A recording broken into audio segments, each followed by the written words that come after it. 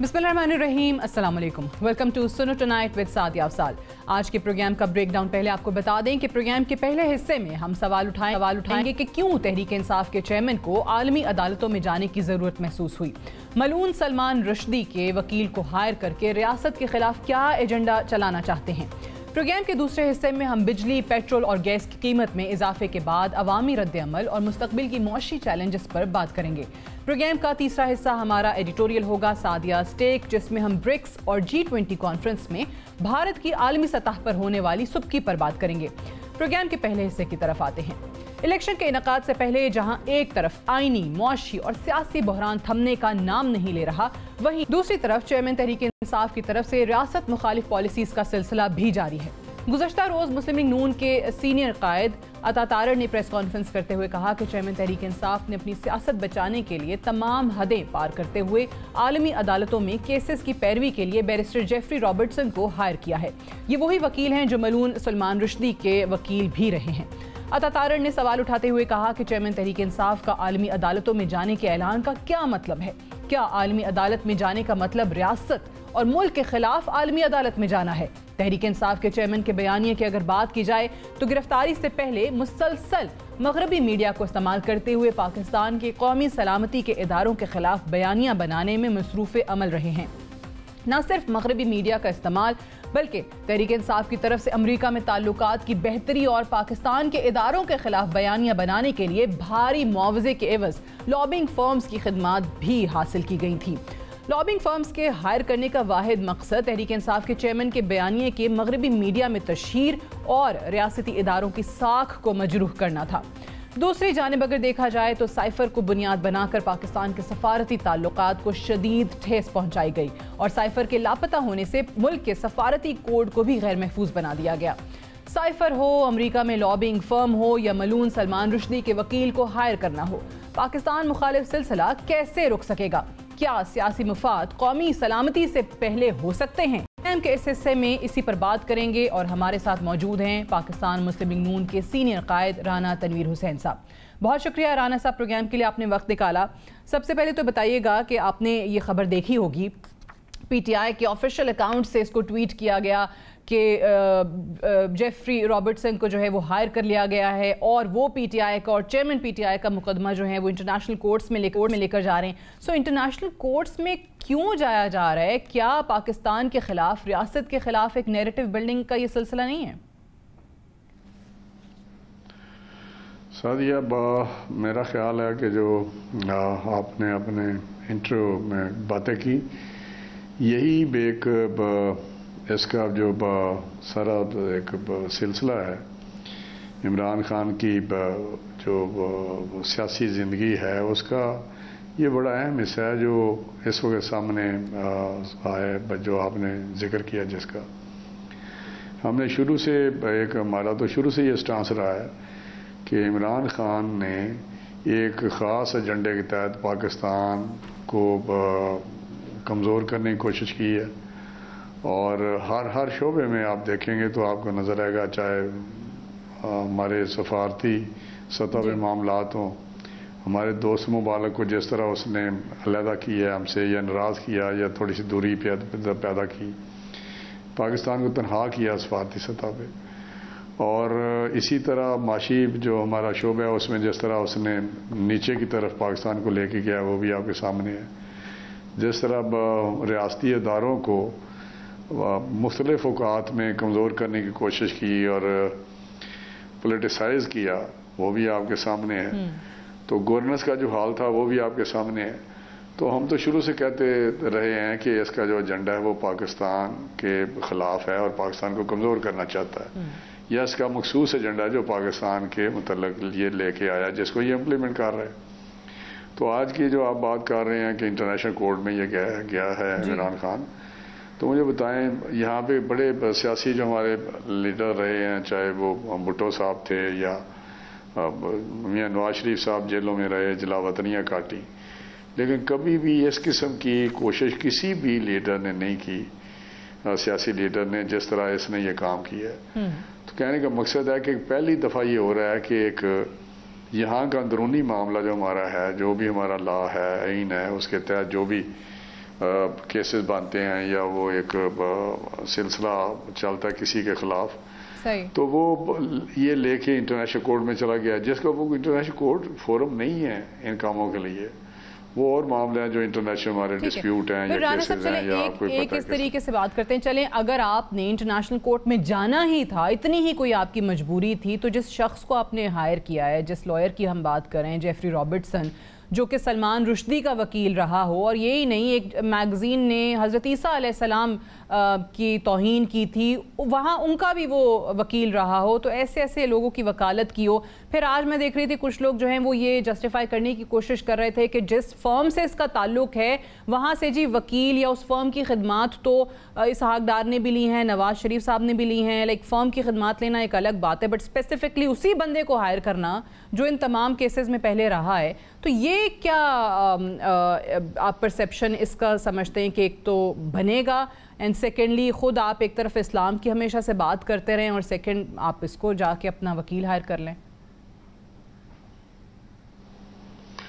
नहीं, देखिए सादिया, मैं आपको बताऊं, ये जो आप बात कर रहे हैं वो भी बड़ी सेंसिटिव बात है कि ऐसे वकील को जो सलमान रुश्दी या मुसलमानों के ख़िलाफ़ या इस्लाम दुश्मनी में वकील बढ़ चढ़ के होता रहा है हर वाक़े में, और उसको ज़्यादा कवरेज मिलती है, वो ज़्यादा एक बंदे का ट्रेड मार्क होता है कि फ़लाँ वकील इन इश्यूज़ पे बहुत अहम है या उसकी जो उसको मीडिया में पजीराई मिलती है। लेकिन मैं जो बात कर रहा था कि इसका मतलब है जो हमारे सुप्रीम कोर्ट हैं या हाई कोर्ट हैं या दूसरे हमारे कोर्ट्स हैं या जुडिशल सिस्टम है, उस पर उसने अदम एतमाद कर दिया है सारे के सारे पे। हालांकि जितना इसको रिलीफ मिल रहा है, जितना इसके साथ इम्तियाजी बर्ताव हो रहा है हमारी अदालतों की तरफ से, इम्तियाजी अमीन के उसको लाडला समझा जाता है जी। तो मैं समझता हूँ उसके बाद अगर ये उधर चला गया तो ये हमारी अदलिया के लिए भी लम्हा फिक्री है। तो मैं ये जो चीज़ें हैं ये कौम को अब भी मेरा हाल है इसका अदराक करना चाहिए कि ये जो शख्स है ये किधर लेके जा रहा है हमें, और यहाँ किधर लेके जा चुका है। आज जिस हालात में पाकिस्तान गुजर रहा है वो इसी का किया धरा है, और एक ख़ास मखसूस तबका है जो इस पर अभी भी बात करता है कि जी इमरान खान जो है ये, उसके साथ इसके साथ चंद लोग खड़े हैं यहाँ पाकिस्तान से। तो ये हमारे लिए बड़ी अहम बातें हैं, और हमारी जो इस वक्त पोजीशन बनी हुई है, मैं समझता हूँ कि अगर इस तरह ये इंटरनेशनल कोर्ट्स में या दूसरे मुमालिक में जिस तरह भी हमें पता चला कि इनकी बेगम साहबा ने भी किसी से रब्ता किया है, तो ये मैं समझता हूँ हमारे लिए, पाकिस्तान के लिए, हमारी रियासत के लिए, हमारे निज़ाम के लिए इंतहाई एक संजीदा मामला है। तो ये जो चीज़ें सामने आ रही हैं, देखें ये जिन लोगों की खिदमात लेते रहे हैं, लॉबिंग फर्म्स की सूरत में हो या जो लोग इनके हक में ट्वीट्स करते रहे, बयानात देते रहे, मुतालबात रखते रहे, ह्यूमन राइट्स की आड़ में बड़ी बात करते रहे, चाहे वो ज़ल्मे खलीलज़ाद हों, क्रैग मरे हों, अब ये जेफरी रॉबर्टसन आ गए, सो ये मुतवातर से एक सिलसिला जारी है। हैविंग सेड दैट, अगर यहाँ पे भी आप कहते हैं कि जी वो लाडले वाला सलूक है या सहूलतकारी भी है, वो अभी तक अगर है तो क्यों जारी है? क्योंकि बड़े लोग सवाल उठाते हैं कि 9 मई भी हो गया, साइफर वाली कहानी भी हो गई, कोई और होता तो अभी तक तो पता नहीं क्या क्या सजाएं हो चुकी होती। नहीं, यही मैं कह रहा हूँ ना कि मैंने तो बात यही की है कि ये तो उनको लोगों को सोचना चाहिए जो सहूलतकार बने हुए हैं, जो इसको लाडला समझते हैं या किसी भी मंतकी नतीजे तक इसके केसेस को पहुंचने नहीं देते। तो मैं समझता हूँ ये चीज़ें अभी हैं जो आपने 2, 4, 5 सीरियस जो बात इश्यूज़ हैं, वो वाक़यात हैं, उनमें बात किया, जैसा 9 मई का वाक़या है या साइफर का वाक़या है या अभी इंटरनेशनल कोर्ट्स में जाना या रॉबर्टसन का उसके वकील होना। तो ये मैं समझता हूँ कि ये हमारे लिए इंतहाई संजीदा मामला है। अब इस पे क्या सब इक़्तिदार या जो इस वक्त हुकूमत में हैं या जो हमारे इदारे हैं वो क्या एक्शन करते हैं या क्या कदम उठाते हैं, वो तो मेरा ख्याल है इन चीज़ों को अभी मुझे बताएं कि 9 मई को कितने देर हो गया, कितना टाइम हो गया जी। उसमें ये कोई अगर इंग्लैंड यूके में ये कोई वाक़या हो या लंदन में यह वाक़या हो या 9/11 का वाक़या हो या उनके कैपिटल हिल पे कोई अटैक हो उसके हामियों की तरफ से जो ट्रंप है, या किसी दूसरी जगह भी पेरिस में पिछले दिनों प्रोटेस्ट हुए थे, तो वहाँ पे उन्होंने कुछ बंदे पकड़े, उनको मेरा विद इन 10-15 डेज उन्होंने तो छुट्टियां कैंसिल कर दी थी, शाम को अलग अदालतें लगाई थी, सजाएं दी। आप मुझे बताएं, इतना बड़ा वाकया हो गया 9 मई का, इतना बड़ा वाकया हो गया, और उसके बाद वो तो अल्लाह ताला ने कोई खास करम किया पाकिस्तान पे, इतनी बड़ी साजिश थी। तो अगर उसके बाद भी अगर मई, जून, जुलाई, अगस्त, सितंबर आ गया, तो अभी तक हम किसी भी नतीजे पे नहीं पहुंच सके, और केसेस पे तारीख पे तारीख कोई इधर जा रहा है, कोई प्रोसिक्यूशन जो है वो कोई चीज़ें फाइनल नहीं कर पा रही। तो वहाँ तो प्रोसिक्यूशन जो है वो तो मेरा विद इन 48 आवर्स चलान बना देते हैं और सबमिट करते हैं, स्पेशल कोर्ट्स बन जाती हैं। बिल्कुल। तो ये एक मुल्क का निज़ाम मेरा ख्याल है, अब मुझे तो ऑनेस्टली नहीं समझ आ रही कैसे चलेगा ये चीज़ें भी हैं। अदरवाइज अगर आप देखें, आप ज़ाहिर हल्के में होते हैं, आपका आवाम से इंटरेक्शन होता है, वो अलग उनकी ज़िंदगी अजीरन हुई हुई है, जो महंगाई का हाल है, जो बिजली के बिल हैं, गैस है, पेट्रोल है, कैसे चलेगा ये सब कुछ राना साहब? ये भी बातें आपकी ठीक हैं कि जहाँ तक आम आदमी का तल्लक है, या बल्कि मैं तो अब अपर मिडिल क्लास है, वो भी जिस तरह इस वक्त फंसी हुई है अपनी ज़िंदगी गुजारने में या डे टू डे महंगाई के हवाले से, वो भी इंतहाई तकलीफ दे हैं।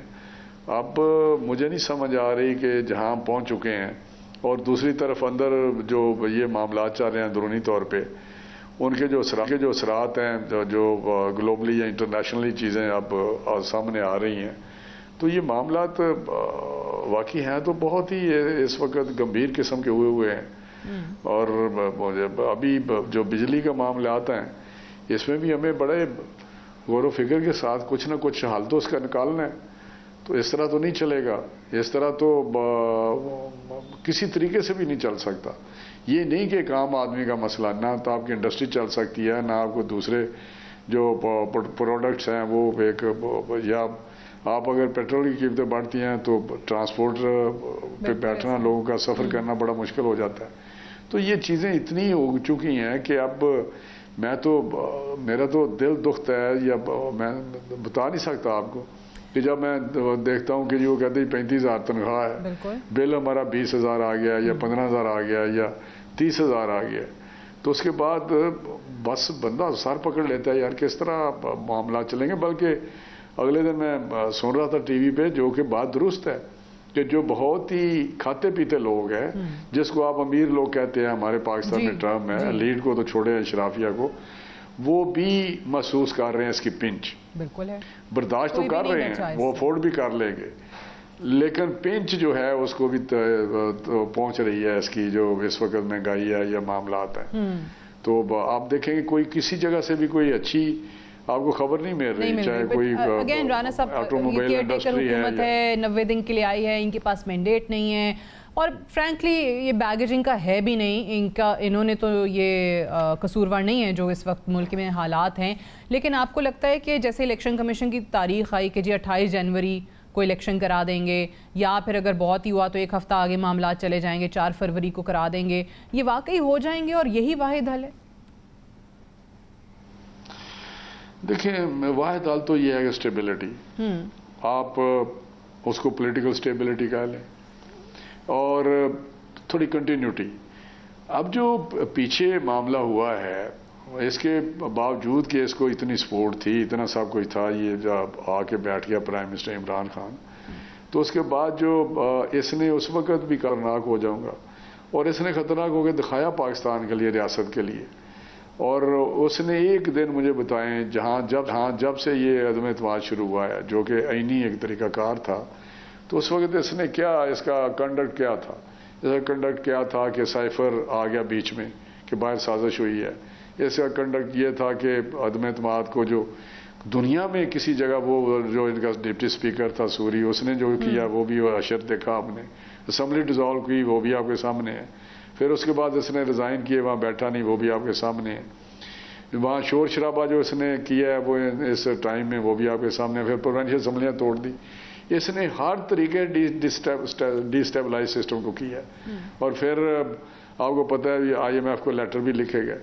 तो ये एक इतनी लंबी दास्तान है इस टाइम की कि मैं कोई सख्त लफ्ज़ तो नहीं इस्तेमाल कर सकता, जो कानूनी तौर पे भी ना हो, तो ऐसे शख्स को तो मेरा किसी तरीके से भी ये काबिल माफ़ी लोग तो नहीं है। लेकिन हम हैं कि हाथ पे हाथ रख के बैठे हुए हैं और देख रहे हैं, कभी अदालत कुछ रिलीफ देती है, कभी कोई चीज़ हो रही है, कभी कोई चीज़ हो रही है, कभी कोई चीज़ हो रही है। अब मुझे बताएं कि कुछ लोगों की बड़ी बहुत किधर है बुज़दार से नहीं पकड़ा गया, या उसकी जितनी करप्शन थी, किधर है दूसरे लोग जो बिलियंस जहाज़ों पे लेके बाहर जाते हैं, स्पेन वगैरह, और यहाँ पे हमदर्दी उनके लिए है कि जी इनको क्यों पूछा जा रहा है। तो मैं समझता हूँ इस तरह तो नहीं चलेगा जी, बिल्कुल नहीं चलेगा। इदारों में जब तक आपको लगता है कि जी सिंपथाइजर्स बैठे रहेंगे, हमदर्दियाँ इनके साथ रखने वाले लोग बैठे रहेंगे, कहीं ना कहीं से सहूलतकारी होती रहेगी, तब तक आपको लगता है कि कुछ नहीं होगा?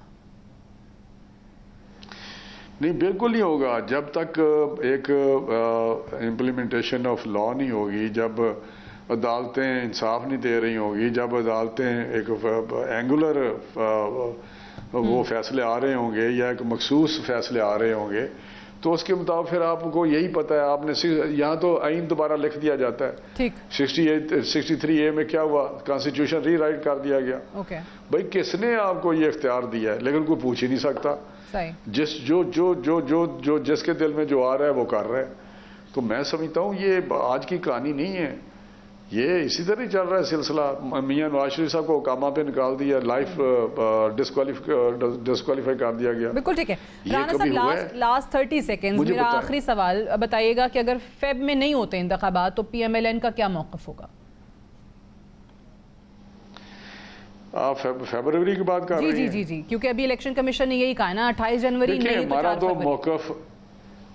हमारा मौक़िफ़ तो बड़ा वाज़िया है कि बिल्कुल आइन में है 90 दिन में हो, लेकिन साथ ये भी है कि जब सेंसस नोटिफाई हो जाए तो फिर हल्का बंदी होनी चाहिए जी। तो अब मैं समझता हूँ कि एक साफ शफाफ सही हल्का बंदी, मैंने तो कई दफ़ा कहा है, टीवी पे भी कहा है कि जो पिछली हल्का बंदी है वो ठीक हल्का बंदी नहीं है 2018 से जो बनी हुई है। मुझे पता है ये कहाँ बनी थी, ये तो सारा रिकॉर्ड तो किसी और जगह चला जाता था, सेक्रेटरी इलेक्शन कमीशन या दूसरे लोग किसी और जगह बैठ के करते थे ये सारा काम। तो ये एक साफ शफाफ तरीके से जो एक गाइडलाइन दी हुई है, रिटन है गाइडलाइन नाकाबंदी की, उसके सेंसस आ गए, उसकी ये एक अच्छी साफ सुथरी हल्काबंदी करें उसके गाइडलाइंस के मुताबिक और इलेक्शन करा दें। हम तो समझते हैं कि ये फरवरी में हो जाएंगे, फरवरी में शुरू में हो जाएं। उन्होंने 15 दिन काम किए हैं, जनवरी के आखिर में भी हो सकते हैं। लेकिन मेरा ख्याल इलेक्शन ही इसका हल है जिससे स्टेबिलिटी आ सकती है। उसके बाद जब हल्का बंदी हो जाए तो इलेक्शन जरूर होने चाहिए, उनके ही जरिए स्टेबिलिटी आ सकती है। स्टेबिलिटी आई मीन और कोई तरीका तो नहीं है, लेकिन इसके साथ लफ्ज तो है पॉलिटिकल स्टेबिलिटी आनी चाहिए, जिसको जो भी जीते उसको हम माने और उसका ये ना करें कि जी बाप साहब फिर शुरू हो जाएंगे जी अब धांधली हो गया या कुछ हो गया। स्टेबिलिटी आनी चाहिए, उसके अलावा मुल्क नहीं आगे बढ़ सकता। ठीक है, राना तनवीर हुसैन साहब बहुत बहुत शुक्रिया आप करने के लिए। Will take a break here, stay tuned.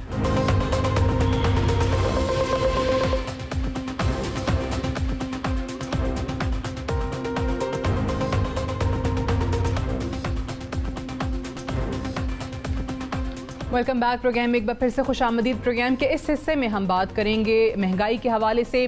लोगों की ज़िंदगी अजीरन हो चुकी है। हमने देखा है कि बिजली के बाद पेट्रोल की कीमतें एक बार फिर से बढ़ा दी गई हैं और अब गैस की भी कीमतें बढ़ाई जा रही हैं। अवाम इस वक्त सड़कों पे हैं, अपने बिजली के बिल्स जला रहे हैं और सूरत हाल यहाँ तक है कि बहुत सारे लोगों को ये खदशा है कि कहीं खुदा न खास्ता फसादात तक ना पहुंच जाएं। अगर अभी भी हम महंगाई की बात करें तो आवाम का मुतालबा यही है कि जी हमारे ये बिजली के बिल्स जो हैं वो वापस किए जाएं, जिस पे निगरान वज़ीर-ए-आज़म ऑलरेडी बहुत वजाहत के साथ कह चुके हैं कि ये मामला जो है वो हमने IMF के हवाले कर दिया है। प्रपोजल जा चुका है, लेकिन ऑब्वियसली IMF की तरफ से जब तक जवाब नहीं आएगा तो ये हुकूमत भी कुछ नहीं कर सकती। इस हुकूमत के भी हाथ बंधे हुए हैं।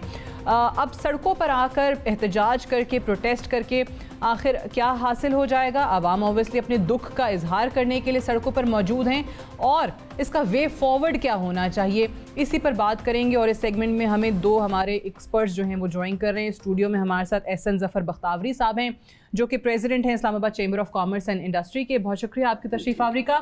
और डॉक्टर खाकान नजीब साहब भी हमारे साथ मौजूद हैं, पब्लिक पॉलिसी एडवाइज़र हैं और former adviser to ministry of finance. Doctor साहब आपका भी शुक्रिया। डॉक्टर साहब, आई स्टार्ट विद यू। पहले बताइएगा कि अब भी ऑब्वियसली स्ट्राइक जगह जगह पे आपको नज़र आ रही हैं, शटर डाउन हड़तालें हैं, लोगों ने कारोबार बंद किए हुए हैं। कल भी जमात इस्लामी की कॉल थी, आज भी हम देख रहे हैं कि आज थोड़ा बड़े पैमाने पर ये चीज़ हो रही है। सो आपको क्या लगता है कि इस तरीके से अगर दुख का इजहार अवाम ना करें तो फिर कैसे करें, क्या कर सकते हैं? सही तो सादिया, इसको तो हम इस बात से इनहराफ नहीं कर सकते कि इस वक्त जो कीमतों का बढ़ना है वो हर एक के लिए एक तकलीफ दह चीज़ है। इससे हम इनहराफ नहीं कर सकते। हम इस चीज़ से इनहराफ नहीं कर सकते कि पाकिस्तान में इस वक्त एक इम्पोर्टेड इन्फ्लेशन का अंसर है और वो रुपए की कदर की कमज़ोरी की वजह से बढ़ रहा है। पाकिस्तान में सप्लाई साइड इश्यूज हैं। पाकिस्तान में एक बहुत बड़ा बोरोर है जिसको गवर्नमेंट ऑफ पाकिस्तान कहते हैं, उसकी वजह से भी इन्फ्लेशन आ रही है। फिर हमने जो अभी इंपोर्ट को थोड़ा सा ईज ऑफ किया है, उसकी वजह से रुपए की कदर पे भी प्रेशर है। सो ये एक इकोनॉमी की पोजीशन है, ये की पोजीशन हमारे सामने है। और जो एनर्जी के बिल पास हुए हैं, this is the most important thing to remember. जुलाई अगस्त में 2 माह में 7-7 रुपए की एक एवरेज बात कर रहा हूं लग के चली गई है। जो 1 माह 7 लगनी थी वो 14 रुपए लग के चली गई है। सो वो एक एबरेशन आ गई है। अब एक मुश्किलात हैं शॉर्ट टर्म की, एक एबरेशन है। और एक तीसरी चीज याद रखिए, हमारे फंडामेंटल मसाइल हैं एनर्जी के सेक्टर में, ग्रोथ में। हमारी जो इंपोर्ट्स को मैच करने के लिए हमारी एक्सपोर्ट्स इनफ नहीं है। ये है पाकिस्तान की economy in 1 minute. Now, what should the caretakers do? One, they should realize कि ये normal caretaker setup नहीं है, ये empowered caretaker setup है। Through the Constitution of Pakistan 4 चीजों की बिल्कुल कलीदी इजाजत दी गई है उनको Constitution में लिखकर। नंबर 2, ये एक extended caretaker setup है। नॉर्मली 3 माह होता है, ये 6 माह का है। और नंबर 3, एक बहुत कोशिश की गई है कि वो लोग जो दिहाइयों से सिस्टम को में रहे हैं उनको लाया जाए ताकि वो सिस्टम से बिल्कुल ना आशना ना हो, वो दे अंडरस्टैंड सिस्टम। ये है सारी पिक्चर। अब इसको ठीक क्या किया जा सकता है? देखिए, मैं तो बड़ा कॉन्फिडेंट हूँ कि आज भी अगर हम यहाँ से कल सुबह ये तय कर लें कि यार we need to sort this out, we need to मतलब जो डिस्टर्बेंस है उसको नीचे करना है, तो शुरू कहाँ से करें? देखिए, शुरू यहाँ से करें कि पाकिस्तान में अब हाई फ्रीक्वेंसी कम्युनिकेशन की जरूरत है। पाकिस्तान की expectation management of the people of Pakistan और अनसर्टेनिटी मैनेजमेंट, ये आपका पहला टास्क है हर एरिया का, चाहे वो बिजली हो, चाहे वो बजट हो, चाहे वो FBR हो और वो एक्सटर्नल सेक्टर हो। ये की हैं जिनमें आपने पहला काम ये करना है। आप साफ आकर बताइए, फॉर एग्जांपल रुपए की कदर पे बात कर लेते हैं। आप साफ आकर बताइए कि आपके एक्सटर्नल फ्लोज जो हैं वो अगले 3, 6, 9 माह में क्या आने हैं। ये मैं क्यों कह रहा हूँ? क्योंकि एक फीलिंग है कि एक्सटर्नल फ्लोज ड्रॉप कर रहे हैं। IMF के बाद वर्ल्ड बैंक वगैरह के पैसे स्लो हो गए हैं, जिनीवा के पैसे स्लो हो गए हैं, कमर्शियल स्लो हो गया। हालांकि ऐसा नहीं है। हम 28 अरब डॉलर की फुली फाइनेंस्ड IMF के प्रोग्राम में है। Have this comfort. You have the doctor of last resort behind you. So you know, लेकिन ऑब्वियसली आवाम से सच नहीं बोला जा रहा। अगर आपने मुश्किल फैसले करने भी हैं तो एटलीस्ट आवाम को कॉन्फिडेंस मिले, आकर बताएं। वो चीज़ अभी तक लैक कर रही है। मैं एहसन बख्तावरी साहब आपको भी शामिल गुफ्तगू यहाँ पे करना चाहूँगी। पहले तो मुझे बताइए कि ऑब्वियसली हम कह रहे हैं कि इससे तो इनकार नहीं है ना कि आवाम की मुश्किल बढ़ती चली जा रही है हर गुजरते दिन के साथ, और प्रोटेस्ट ही कर सकते हैं। इसके अलावा वो क्या करें? सड़कों पर आकर अपना दुखड़ा रो सकते हैं। लेकिन साथ साथ ये भी बताइए कि क्या इन स्ट्राइक से, प्रोटेस्ट से कोई फ़र्क पड़ेगा? क्योंकि हुकूमत ऑलरेडी कह चुकी है कि जी हमारे हाथ में तो नहीं है, हमारे हाथ तो बंधे हुए हैं, IMF जो हमें बताएगा हम वो करेंगे। आपने बिल स्टैगर करने का मामला उनके पास भेजा कि जी प्रपोजल है, किस्तें बना दें, हमारे लोग नहीं अफोर्ड कर सकते बिजली के बिल। उन्होंने अभी तक आपको जवाब नहीं दिया।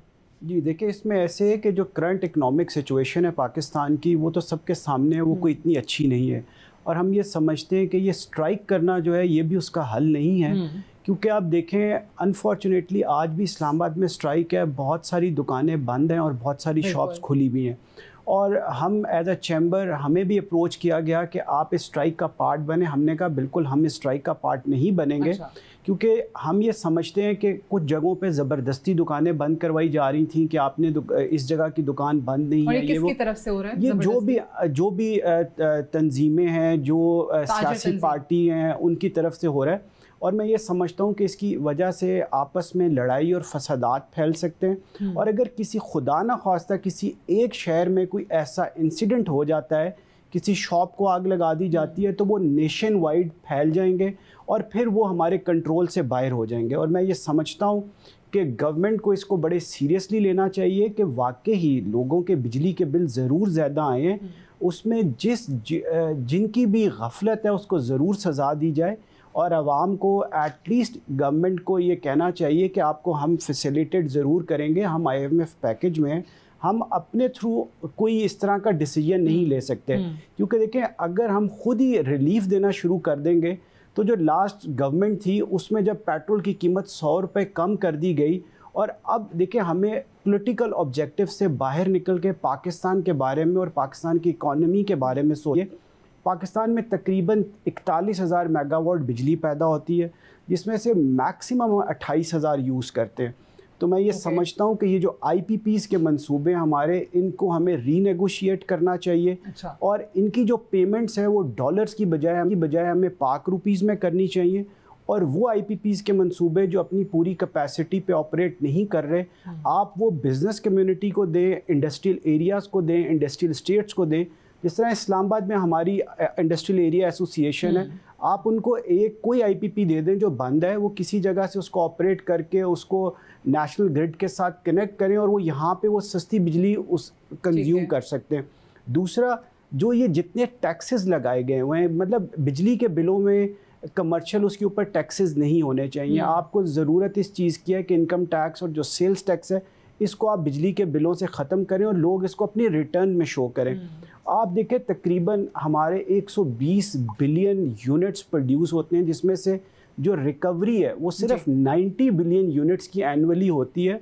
तो ऑन एवरेज 25 से 30% जो हमारी इलेक्ट्रिसिटी प्रोड्यूस हो रही है वो या तो चोरी हो रही है या उसकी रिकवरी नहीं आ रही। यही ना, ये इशू है। अब ये मुझे डॉक्टर साहब आपके पिछले प्रोग्राम में की गई बातें याद आ गई हैं कि देखें हमने IMF पे सारा मलबा जो है ना वो डाल दिया है कि जी IMF की वजह से हो रहा है, IMF ने हमारे हाथ बांध दिए हैं, लेकिन जो चीज़ें आप कर सकते हैं, जो आपको करनी चाहिए, वो आप खुद करते नहीं। So I think this is very unfair, very dishonest of our political parties और the governments to put everything on IMF। So Sadia देखिए ना, अब करना क्या है? I've been a proponent of Pakistan being in an IMF program very clearly, but that does not at all mean कि जो काम आपने खुद करने हैं वो आपको करने चाहिए। ठीक, अच्छा, अगर ये बात आप मान लें तो अब क्या करना है? Let's have a clear plan so that थोड़ी लोगों को तकवीयत मिले कि ये मसला सॉल्वेबल है। आपने स्ट्राइक करनी है ना, तो एक बेहतरीन तरीका, जहां हम बाहर मैं काम करता हूं तो मुझे लगता है वो ये है कि आप ब्लैक आर्म पे पेन लें, आर्म होल, कि जी हम स्ट्राइक पे हैं पर हम काम कर रहे हैं। That would be more pressure on the government कि यार लोग अब इस नहज पे आ गए कि काम किए बगैर तो गुजारा नहीं। पाकिस्तान में ऐसी स्ट्राइक्स कहाँ होती हैं डॉक्टर साहब? वो तो यहाँ पे जो हड़ताल या एहतजाज होता है वो जब तक डंडे नहीं बरसेंगे, थप्पड़ नहीं पड़ेंगे, कुछ 4-5 गाड़ियां नहीं जलेंगी, तब तक तो एहतजाज होता नहीं है। So let's not go that way, because उससे लोगों को डेली वेजेस को नुकसान होगा ना सादिया। जब चीजें बंद होंगी तो उनका काम नहीं चलेगा। सबसे ज्यादा पाकिस्तान की पैदावारी सलाहियत ऑलरेडी कमजोर है और इस वक्त तक हुकूमत को एक रियलाइजेशन, मैं तो बहुत उम्मीद करता हूं कि आ जानी चाहिए, नहीं आएगी तो मैं और आप मिलके उसको ये दिलाएंगे कि they need to do something. अब क्या ये सॉल्वेबल है कि नॉन सॉल्वेबल है? सिर्फ एनर्जी को कंपार्टमेंटलाइज कर लेते हैं। सो ये भी आप मेरी बातें नोट कर लें। इन द इमीडिएट आपको बिलों की स्टैगरिंग जो है वो करनी है। वो स्टैगरिंग इसलिए करनी है कि when I go back to the IMF and tell them कि यार ये एक एबरेशन आ गई है। वहां पे 8 या 10 PhDs बैठे हैं जो मेरी तरह की ही यूनिवर्सिटी से पढ़े हुए हैं, मेरी तरह का ही काम करते रहे हैं। वो मुझे क्या कहेंगे कि नहीं खाकान, ये एबरेशन तो आ गई है, ये आपने डेटा भी मुझसे शेयर कर लिया है, पर मैं तो इस पर कुछ करने को तैयार नहीं हूँ। कतई तौर पर ऐसा नहीं होगा। फिर एक एक इंडिकेटिव टारगेट है, वो थोड़ा सा हिल रहा होगा, उसको आपको मेकओवर करना पड़ेगा और उसका भी तरीका है, वो हम that is for experts to do ना, कि उसकी फाइनेंसिंग कहां से होनी है। 30 सितंबर का हैंडल होगा। फिर मैं ये भी गुजारिश करता हूं कि 200 यूनिट की जो आपने और मैंने मिल के, मैं हमेशा किसी पे नहीं डालता, तो हमने उठा दिया कदगन के ये 201 भी होगा तो हम उसको 200 में नहीं कंसिडर करेंगे, या ना कीजिए। जो 200 तक की प्रोटेक्शन है उसको कायम कीजिए। इसी तरह बहुत से लोगों के, मेरा ख्याल है 50 से 60% लोगों का बिल वहीं पे संभल जाएगा। Go back to the IMF and tell them कि इंडिया में, दिल्ली में 200 यूनिट फ्री किया हुआ है उन्होंने, ठीक है। तो मैं ये भी ना करूं कि मैं 200 तक पाकिस्तान में, जिसकी पर कैपिटा इनकम भी कम है मेरे नेबर से, तो मैं ये नहीं कर सकता। तो आपका मतलब है कि मुझे IMF कहेगा नहीं डॉक्टर साहब आप गलत बात कर रहे हैं। मैं गलत बात नहीं कर रहा ना, क्योंकि IMF मुझे ये कह रही है कि मेरी ग्रोथ पिछले साल नेगेटिव थी। मैं यही गुजारिश कर रहा हूं उनके साथ कि मैं बिल्कुल सस्टेनेबल रहना चाहता हूं, स्टेबिलिटी मैक्रो रखना चाहता हूं मुल्क में, पर ये 2 काम करना चाहता हूं। अब जब आपने ये 2 काम कर दिए तो आप दिखाइए कि आप कहीं से और GST थोड़ा ले आएंगे। अगर आपने 300 और 400 को भी संभालना है तो वो संभाला जाए। IMF ये नहीं कह रहा कि ये 17.5% GST सारा इनसे कलेक्ट कर लें। ये भी याद रखें, पहले GST कलेक्ट हो रहा था एवरेज 24 रुपए यूनिट पे, आज आपका एवरेज जो है वो 30 से ऊपर चला गया है। So your GST collection has actually gone up. नाअहलियां हैं वो भी IMF पे आप ना डालें, और रिफॉर्म्स लाने के लिए आपको IMF ने कहीं पे भी नहीं मना किया, कहीं पे आपका हाथ नहीं पकड़ा।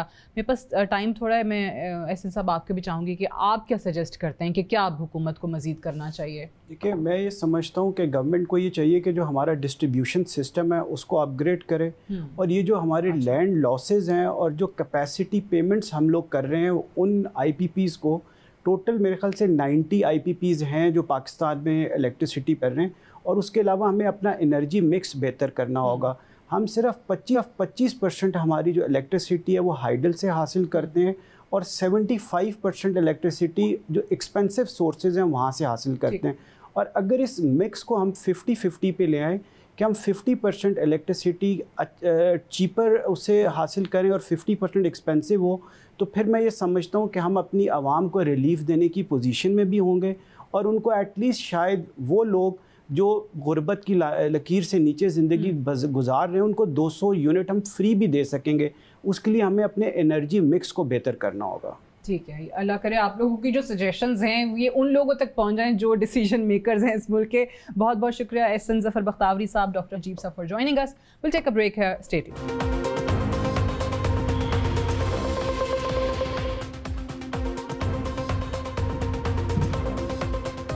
ब्रिक्स समिट के बाद G20 कॉन्फ्रेंस में भी भारत को सुबकी का सामना है। गुज़श्ता हफ्ते भारतीय वज़ीर आज़म नरेंद्र मोदी को पहले ब्रिक्स समिट में उस वक्त सुबकी का सामना करना पड़ा जब उनके इस्तकबाल के लिए जनूबी अफ्रीकी हुकूमत की तरफ से एक कैबिनेट मिनिस्टर को भिजवाया गया। इसे बर्दाश्त न करते हुए भारतीय वज़ीर आज़म ने वाटरक्लूफ एयरफोर्स बेस पर जहाज से उतरने से ही इनकार कर दिया। मोदी के इनकार के बाद जनूबी अफ्रीका की हुकूमत की तरफ से नायब सदर पॉल मशटीले को इस्तकबाल के लिए भिजवाना पड़ा, और बिलाखिर नरेंद्र मोदी जहाज से उतरने के लिए तैयार हुए। दूसरी जानिब चीनी सदर शी जिनपिंग के इस्तकबाल के लिए जनूबी अफ्रीका के सदर सिरिल रामाफोसा एयरपोर्ट पर खुद मौजूद थे। अब अगर नई दिल्ली में होने वाली G20 कॉन्फ्रेंस का तस्करा किया जाए तो हम देखते हैं कि एक बार फिर चीन के हाथों मोदी सरकार की सुबकी हो चुकी है। मगरबी और भारतीय मीडिया रिपोर्ट्स के मुताबिक चीनी सदर शी जिनपिंग दुनिया की 20 बड़ी मईशतों की तंजीम G20 के इजलास में शिरकत नहीं करेंगे। चीनी और भारतीय ओहदेदारों ने रॉयटर्स को बताया कि चीनी सदर की जगह चीनी वज़ीर आज़म ली क्यांग इस सरबराही इजलास में अपने मुल्क की नुमाइंदगी करेंगे। G20 इजलास भारतीय दारुल खिलाफा नई दिल्ली में 9 और 10 सितंबर को मुनक़्क़िद होगा। नई दिल्ली सरबराही इजलास में अमरीकी सदर जो बाइडन पहले ही अपनी शिरकत की तस्दीक कर चुके हैं, और उम्मीद की जा रही थी कि इजलास में चीनी सदर शी जिनपिंग और अमरीकी सदर जो बाइडन के माबैन एक तफसीली मुलाकात हो सकेगी।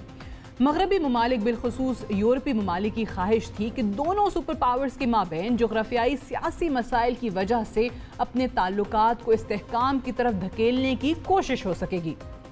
दूसरी जानिब रूसी दफ्तर खारजा की तरफ से भी एक बयान में ये कहा गया है कि सदर पुतिन बहुत मसरूफ़ हैं, इसलिए वो G20 इजलास में शिरकत नहीं कर सकेंगे, जबकि रूस की नुमाइंदगी वज़ीर खारजा सर्गेई लेवरोव करेंगे। रूसी और चीनी सदूर की अदम शिरकत से दिल्ली में होने वाली G20 कॉन्फ्रेंस का रंग फीका पड़ चुका है। एक तरफ मोदी की अमरीका, चीन और रूस के माबैन सालिसी की तमाम ख्वाहिशात अधूरी रह चुकी हैं, तो दूसरी तरफ भारत की अक़वाम मुत्तहिदा की मुस्तकिल मेंबरशिप की ख्वाहिश भी चीन और रूस के सरबराहान की अदम शिरकत से पूरी ना हो सकेगी। आपको याद कराते चलें कि 1 दिसंबर से 30 नवंबर 2024 तक G20 की सरबराही भारत के पास है। G20 की सरबराही मिलने के बाद मोदी सरकार अपने मज़मूम अज़ाइम को पूरे करने के लिए पुरजोश हो गई थी और इजलास के इनेकाद के लिए मकबूजा कश्मीर का इंतखाब किया, मगर चीन और सऊदी अरब की तरफ से बॉयकॉट की धमकी मिलने के बाद दिल्ली सरकार की ख्वाहिश पूरी न हो सकी। G20 इजलास इनेकाद से पहले ही मुतनाज़ा हो चुका है। एक तरफ चीनी और रूसी सदर शिरकत नहीं कर रहे, जबकि एमनेस्टी इंटरनेशनल और 5 दीगर तंजीमों की जानिब से एक ओपन लेटर पर दस्तखत करते हुए दिल्ली में होने वाली G20 समिट के आगाज़ से पहले इंसानी हुकूक की खिलाफ वर्जियों पर नोटिस और इंसानी हुकूक की तशहीर करने वाले सियासी वर्कर्स की रिहाई का मुतालबा किया गया। ब्रिक्स हो या G20 कॉन्फ्रेंस, मोदी सरकार को अपनी इंतहा पसंद पॉलिसियों की वजह से हर इंटरनेशनल फोरम पर शर्मिंदगी का सामना करना पड़ रहा है और अब देखना यह है कि इन्हीं पॉलिसीज के साथ मोदी और बीजेपी कब तक सस्टेन कर पाएंगे। That's all for tonight. Good night and Allah Hafiz.